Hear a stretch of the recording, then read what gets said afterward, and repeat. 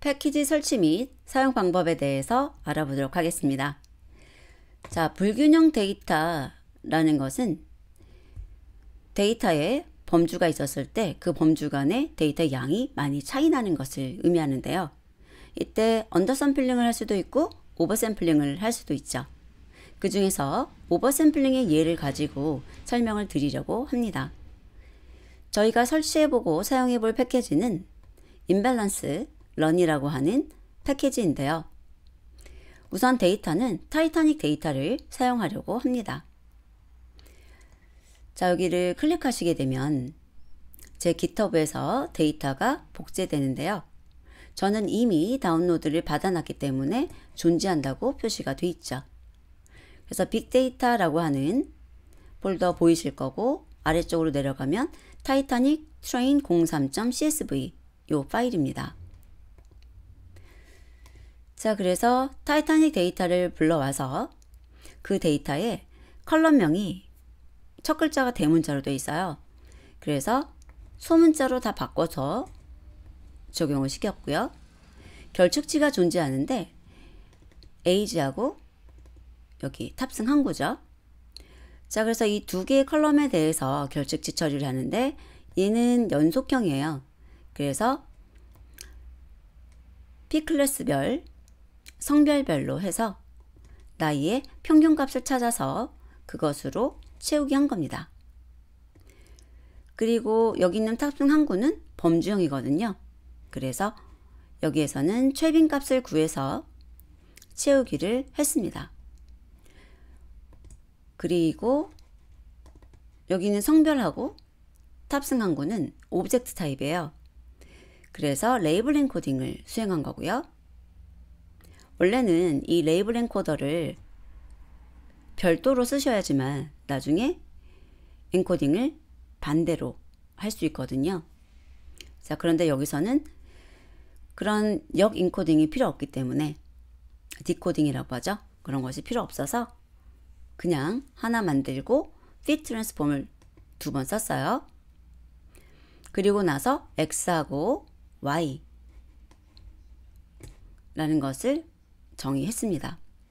x 쪽에는 P클래스부터 성별, 그 다음에 나이, 그 다음에 나오는 게 이제 형제하고 배우자, 부모하고 자식, 요금, 탑승항구 등이에요. 그리고 저희가 하고자 하는 것은 여기 있는 x값들을 가지고 생존했는지의 여부를 예측하는 겁니다. 분류 문제죠. 그리고 실제로 모델링을 하기 위해서는 여기에 891개의 행이 있다는 것이니까 그것이 결측치가 하나도 없어야 되고, 여기 데이터 타입에 오브젝트나 데이트 타임이나 카테고리 같은 것이 없어야 돼요. 뉴메릭으로만 돼 있어야 되죠. 인트, 플로트, 볼 같은 거. 자, 그래서 일단 이렇게 데이터 준비를 했습니다. 이 과정은 데이터마다 다른 것이고요. 여러분들이 어떤 것을 선택하는지 그 선택이 굉장히 많죠. 그래서 여러분께서 해 주어야 하는 작업이고요. 자, 그러면 y값의 분포를 한번 볼게요. 수행을 하고 y값의 분포를 확인하면 약간 차이가 있는 걸 볼 수가 있어요. 지금 0은 사망자, 1은 생존자거든요. 0이 사망, 1이 생존. 아주 큰 차이는 아니지만 조금 차이가 나고 있고요. 이 데이터를 사용해서 모델링을 해보려고 합니다. x하고 y 주고요. 그 다음에 테스트 사이즈를 그냥 아주 기본값으로 했어요. 그리고 층화 추출 하도록 했고 랜덤 스테이트 0 주었습니다. 자, 그리고 나서 xtrain, xtest, ytrain, ytest 구했고요. 그 다음에 랜덤 포레스트 클래시파이어라는 것을 사용을 하는데 보통 앙상블 모델들이 성능이 좋은 편이죠. 자, 그리고 가장 기본 값이에요. 이것도 에스티메이터의 개수 100 쓰고 랜덤 스테이트 0 주었습니다. 그리고 학습을 시키고 정확도를 살펴보게 되면 99, 그 다음에 81이라고 수치가 보여요. 자, 그래서 이것을 좀 더 다양한 방법으로 평가 지표들을 확인하기 위해서 사이클런의 매트릭스에 클래시피케이션 레포트라는 게 있어요. 이것도 다른 평가 지표하고 똑같이 예측값을 구해서 실제값과 예측값을 넣어주시면 되는데요. 특히 이 클래시피케이션 레포트는 하나의 문자열로 반환을 하기 때문에 반드시 프린트를 사용해서 출력해 주셔야 돼요. 그냥 출력을 하게 되면 어떻게 보이는지 확인해 볼까요? 이렇게 보여요. 그래서 프린트를 이용해서 출력하시라는 것. 자, 그러면 지금 여기 평가 데이터 같은 경우에 accuracy는 0.81이 나왔지만 여기 보시면 precision, 그 다음에 recall, F1 스코어 등이 있는데 0하고 1에 따라서 다른 것 보이시죠? 그래서 아무래도 데이터가 많았던 0에 대해서 조금 더 점수가 높은 걸 볼 수 있고 1은 점수가 조금 더 낮은 것을 볼 수 있습니다. 층화 추출을 했기 때문에 테스트할 때도 데이터의 개수가 차이가 있죠. 자, 그래서 이렇게 약간 불균형한 데이터 같은 경우는 F1 스코어를 이용해서 특히나 점수를 많이 보는 편인데요.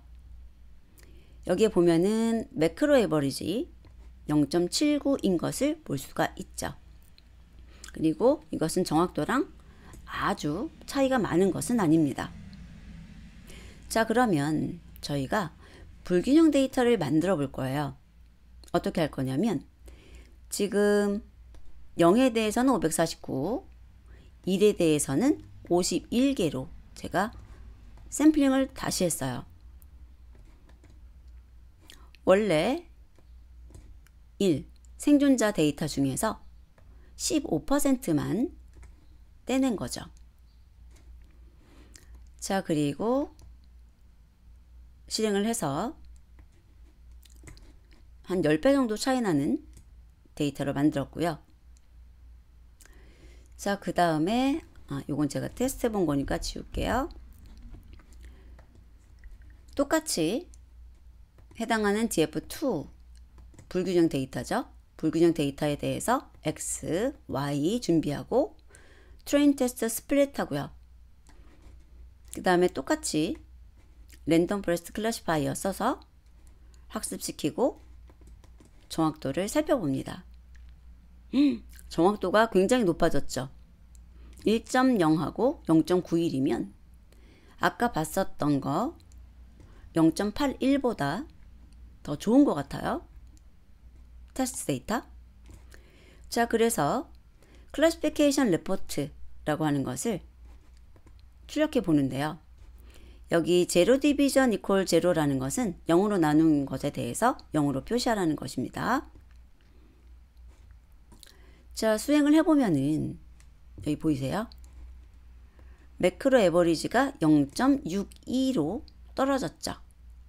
그리고 여기 1 값에 대해서 F1 스코어도 또 떨어져 있는 걸 볼 수가 있습니다. 아까 위에 있는 거하고 비교해 보세요. 0.73, 0.79, 여기는 0.3, 0.62. 반면에 0에 대해서는 F1 스코어가 굉장히 높죠. 자, 그래서 이런 경우에 저희가 오버샘플링을 사용해서 모델링을 해보려고 합니다. 자, 패키지가 만약에 없으면 이런 식으로 우리가 임포트를 하려고 했을 때 네임 에러 같은 것이 발생하는데요. 그럴 때 느낌표 넣고 pip install imbalance run이라고 하는 것을 설치하라 라고 하고 실행해 주시면 설치가 돼요. 자, 그런데 지금은 이미 설치가 되어 있기 때문에 이렇게 이미 설치가 됐다라고 표시가 되는 거고요. 설치가 된 상태에서 오버샘플링을 하기 위해서는 이 임밸런스 런에 포함된 오버샘플링 중에서 SOMOTE라는 것을 사용할 거예요. 물론 오버샘플링 하는 것도 굉장히 종류가 다양합니다. 그 중에서 대표적인 것이고요. 나중에 여러분께서 이 오버샘플링에 대해서 임밸런스 런에 포함된 좀 더 다양한 기법들을 살펴보셔도 좋을 것 같아요. 그리고 사용하는 방법을 한번 살펴보게 되면